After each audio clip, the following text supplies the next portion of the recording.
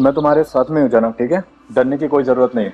Hospital काफी बड़ा है, यहाँ की फैसिलिटीज ना बहुत अच्छी है, और वैसे भी अब तुम वीआईपी सेक्शन में शिफ्ट हो चुकी हो, डरने की कोई बात नहीं है, सब ठीक हो जाएगा। हाँ सर, पेशेंट के लिए ओटी तैयार हो रहा है, तो कुछ ही मिनट में ऑपरेशन शुरू होगा। उससे पहले आपको इस फॉर्म पे साइन करना पड़ेगा। जी लाइए। आदित्य, क्या मैं आपसे कुछ बात कर सकती हूँ? हाँ एक मिनट प्लीज। हाँ जनक, बताओ क्या बात करनी है? कल उन्हें फोन किया था।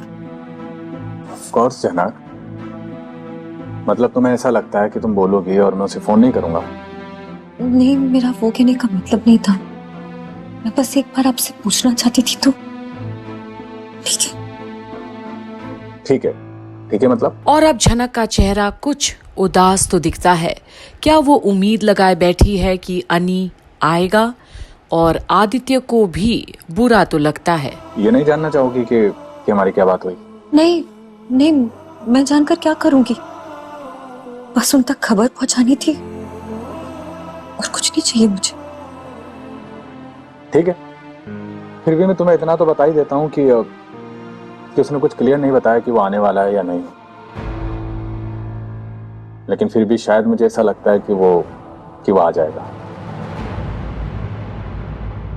ये क्या बोल रहे हैं आप? वो यहाँ क्यों ही आएंगे? उनकी वाइफ वहां है, उनकी पूरी फैमिली उन्हें नाराज करके थोड़ी ना आएंगे मेरे पास। और जहां तक मुझे लगता है शायद उनका खुद का मन ही ना हो। मेरी तबीयत, इस ट्यूमर के बारे में बताया आपने? बताना पड़ा मुझे। अब अगर नहीं बताता तो फिर सामने से 10 तरह के सवाल आ जाते ना, क्यों ऑपरेशन है, किस बात का ऑपरेशन है, वगैरह वगैरह। तो ना चाहते हुए मुझे बताना पड़ा। और अब झनक को थोड़ी तसल्ली तो होती है कि कम से कम अनी को पता तो है कि उसकी हालत कैसी है। फिर क्या कहा उन्होंने? क्या ही कहता, कुछ कह तो नहीं पाया, लेकिन उसकी बातों से लग रहा था कि काफी शॉक हुआ है उसे,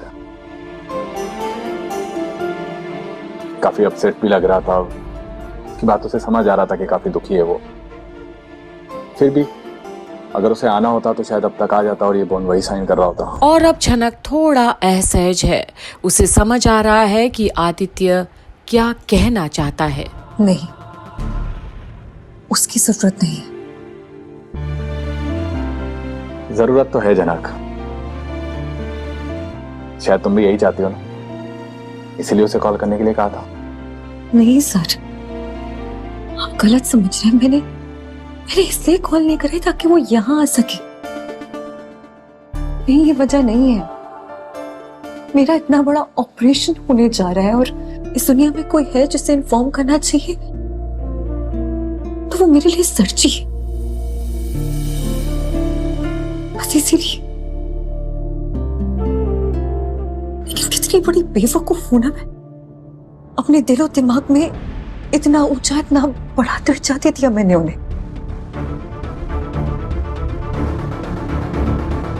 लेकिन जो हमारे बीच था वो सब खत्म हो चुका है, कुछ नहीं बचा है। और अब आदित्य ये भी सुनता तो है, पर उसे पता है कि जो झनक बोल रही है वैसा तो नहीं है।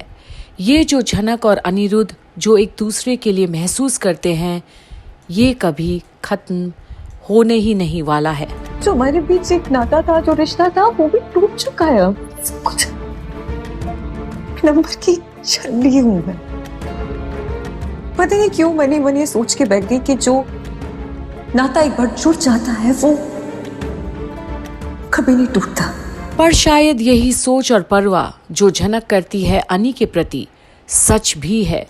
ये अटूट बंधन है दोनों के बीच, जिसे स्वीकारने में बस थोड़ा वक्त लग रहा है।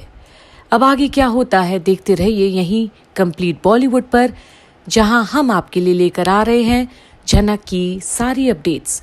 बने रहिए और देखते रहिए कि आगे क्या अनी पहुंच पाता है झनक के ऑपरेशन से पहले, या आदित्य ही अब संभालेगा पूरा मोर्चा।